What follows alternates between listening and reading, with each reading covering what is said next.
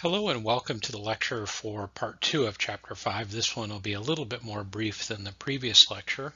This deals with transfer pricing. So transfer pricing is the price paid, and not really paid, but the price assessed within a firm when one segment of the firm produces a product or service for another segment of the firm. And it's the price that is assigned to that particular object or service as it moves between two different segments within the company. So again, it's done entirely for internal assessment purposes. It doesn't have anything at all to do with financial reporting or any of that sort of thing. So it's some different examples: an internal charge that's paid by a final assembly division for the components that are produced within other divisions.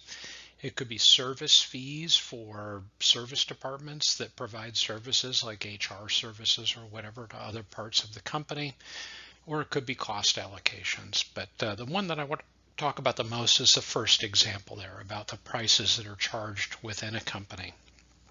The reason it's important, well, let me come to the next slide before I talk about that.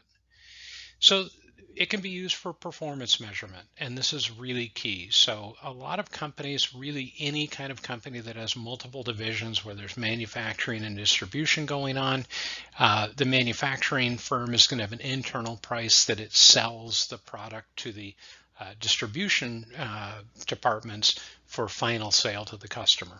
So that's going to create an income statement for the manufacturing division and income statements for the distribution divisions. So the revenue for the manufacturing division, the price that is charged, is the cost of goods sold for the distribution entity within the company. So it's going to allocate company profits between business segments. And if it's done improperly, it can have perverse effects on what's best for the company.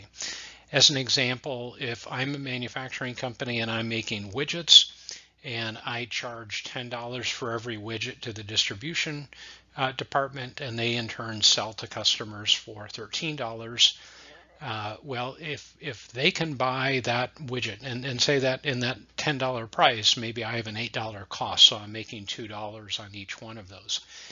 Well, if they could go out and buy that same widget from another supplier for $9, they're going to improve their financial picture, right? The manufacturing division then won't have a sale, and the overall company is harmed by that. So it can, if it's not managed carefully, it could create some decisions that cause the company to go backwards rather than forwards. So it's going to influence decisions that are made for purchasing, for production, for marketing, all of those kinds of things. It's generally done to create some form of internal profit and loss statement for different divisions in the company that are then used to either pay bonuses or take punitive actions if people don't do as well. And there ends up being a lot of disputes over these kinds of transfer prices. So I spent more than a decade running a manufacturing division for an international company. And so my sales weren't to end users, my sales were to sales companies that were owned by the same parent company. And the transfer prices were set fairly arbitrarily, in my opinion. And it caused the sales companies to appear very profitable and the manufacturing divisions to appear unprofitable. And again, it was solely because of where that transfer price was set that that's what the picture was. And so the problem with that is it led to eventually causing the company to say, maybe we shouldn't be in the manufacturing business. Maybe we should focus solely on sales because that's where we make all the money. And I was given the task for my division, which was fairly significant, to sell all the machines and find suppliers for all the parts we made and lay off employees. And it just was a horrible outcome that they ended up reversing years later. But just something as small as setting that transfer price can lead to negative outcomes for the shareholders of the company. So it's an important topic. That's a little taste of the rant that I would have given you had we been in class together. So there's a couple of different pricing methods for doing this, and really the optimal way that a transfer price should be set is the opportunity cost. So if I'm a manufacturing division, I should be able to sell to the sales division at the same price I could sell to anybody else, okay? The sales division should buy from me at the same price they could buy from anybody else. So that would be the perfect price. The problem is, in most situations, that's an unknown. We don't know what the opportunity costs or prices are in those situations, so we have to come up with other methods. So the next best alternative would be if there's an external price for the component that you're making. So as an example, that sawmill that I talked about before, if they were making 2x6s lumber that I could go anywhere and buy at a lumber store, I could set the transfer price for that 2x6 at what the market price is for 2x6s. That means if they can make them efficiently, then they earn an internal profit. And I would be no better off buying from someone else than I would be from buying from them if I were a sales division. So everybody would be behaving and making decisions with the right goals in mind.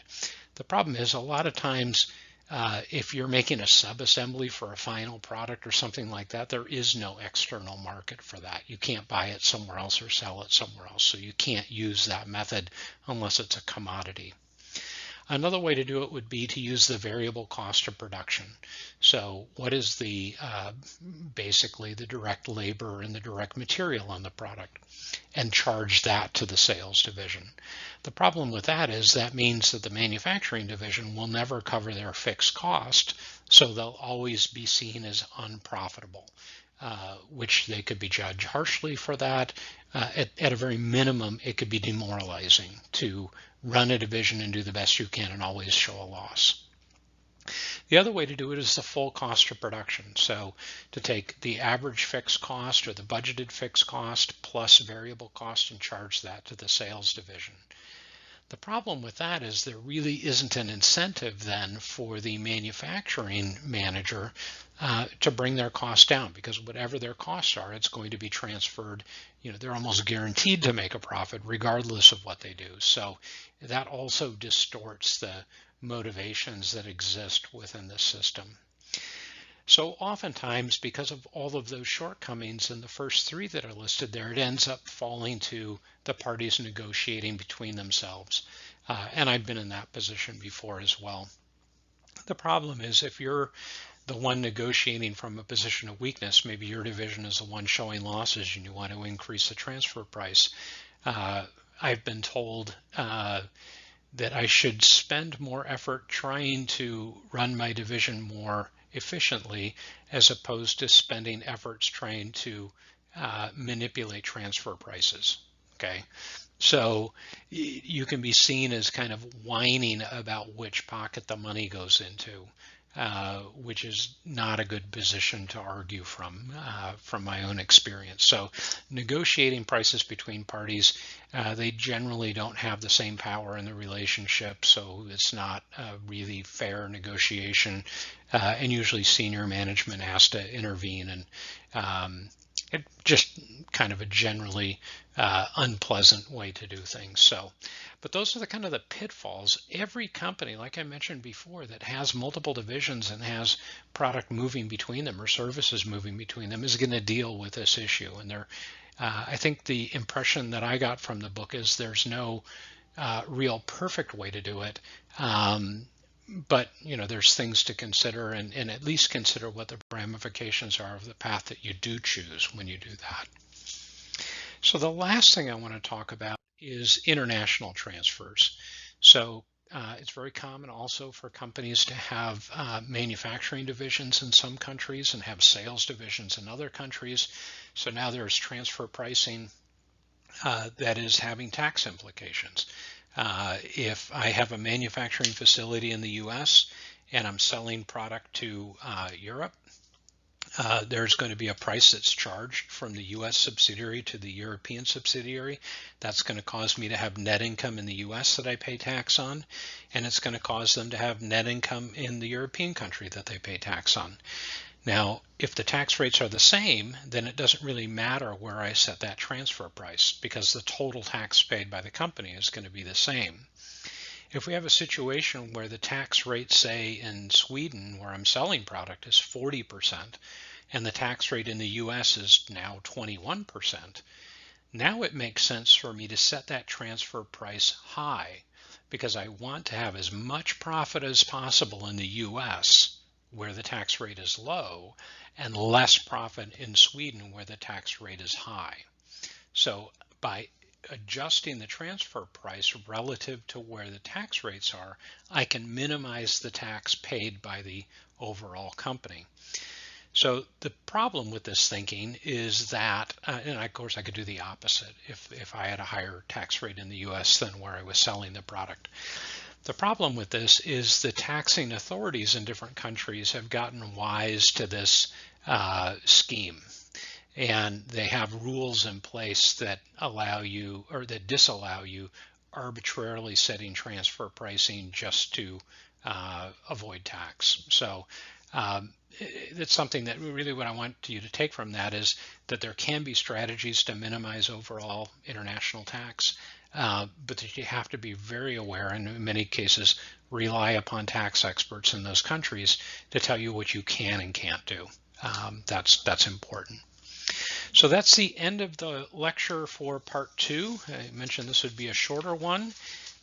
So again, please email or give me a call if you have any questions, and I look forward to talking to you when I lecture on chapter 6. Thank you.